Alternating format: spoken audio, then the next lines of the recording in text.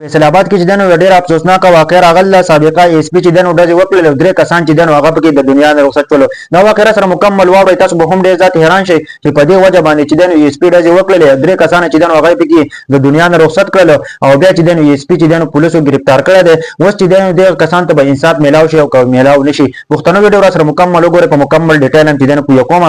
ورګور داسې وکنه چې د ایس پی چې کومه پټیو هغه ته د نورو کسانو چې دنو بزې ورغوښتي وي او دغه چې کومه زناور هغه ته ورغوښتي وو، هغه پکې څه خوراک کړی او دغه نه پس چې دنو هغه کسان پسې تلو د چا بزې او د چا ګډې د چا غواګانې چې ورغوښتي وي هغه پسې تلو دغه راشړلې. په دغه ټایم کې چې دنو ایس پی او دغه وراره هم هلته موجود وو. په دغه ټایم کې چې دنو دوی وران شول د یو بل سره چې کله وران شول د ایس پی چې کومه مخالف کسانو هغه ولګېدل او تبرګې راواغېستل او ډانګې راواغېستل په ایس پی پسې. ایس پی چې دنو هم او سابقه ایس پی هغه باندې څه ګزارې وکړې. دغه نه پس چې د ایس پی او وراره چې هغه ډزې وکړلې او درې ونه کسان چې دنو هغه د دنیا نه رخصت کړل. درې کسان چې دنو په دې وجه باندې د دنیا نه رخصت کړل چې دغه ګډې بزې چې دنو دغه پټي ته ورغوښتي وي، هغه کې څه خوراک کړی او څه واښه به خوړلي وو، دغه د وجې نه چې دنو ایس پی هغه د دنیا نه رخصت کړلو. بیا چې دنو د ایس پی خپل نوم دی چې دنو فاروق دی او دغه چې کومه وراره دی او یو کس سره بل دا چې دنو پولیسو گرفتار کړی دي. او د بل کوم نور کسان چې دی ناصر تقریبا ناصر چې دنو 60 کال عمر او هغه چې دنو د دنیا نه رخصت شوی دی.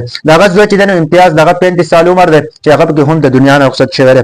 او 50 کال جعفر چې دی نو هغه اوس په هسپتال کې دی او زخمی دی، صرف په دې وجه باندې چې دنو لانجه وشوله چې بزې ورواوښتې ګډې ورواوښتې په یو پټي کې لږ خوراک وکړو، دغه نه پس چې دنو تومانچه او ماشین نه اخله او یو بل پیوله. آیا دې کسان ته به چې دنو اوس انصاف میلاو شي که میلاو نشي، ته په وړوکې شان خبره باندې چې دنو ماشین او تومانچه رااخله بل کس ول هغه د دنیا نه رخصت کړه. دا کم قانون دی په دې پاکستان کې خو د سره قانون نشته، د غریب د لپاره خو د سره قانون نشته. په کار چې د اوس انصاف دوی ته میلاو شي، دغه ایس پی ته هم سزا میلاو شي چې ولې چې دنو ته راځي او فایرینګ کې صرف په دې وجه باندې چې دنو ته فایرینګ کوي او سړی وجنې چې ستا پټي ته چې دنو بزه ګډ راواوښته او هغه چې دنو څه وخوړل هغه د وجې نه چې دنو ستا وراره رالګي او ډایرکټ ډزې کوي. ایس پی په خپله هم خوږ شوی دی ځکه چې په تبرګو یې والی دی، هغه په ډانګو والی هغه پکې هم زخمي شوی دی.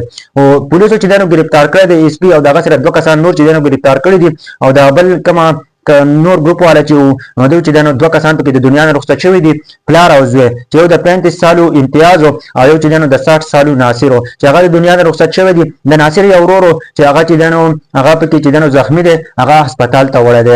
دا واقعه په فیصل آباد کې راغله، خو ډېره افسوسناکه واقعه ده. اوس ټول خلک د انصاف په طلب کې دی چې د فیصل آباد چې کوم پولیس دي په کار چې دوی ته انصاف ورکړلی شي او دوی ته هم سزا ورکړلی شي. د سابقه کوم ایس پی چې دی نو دوی ته هم سزا ورکړلی شي او انصاف دی وکړلی شي.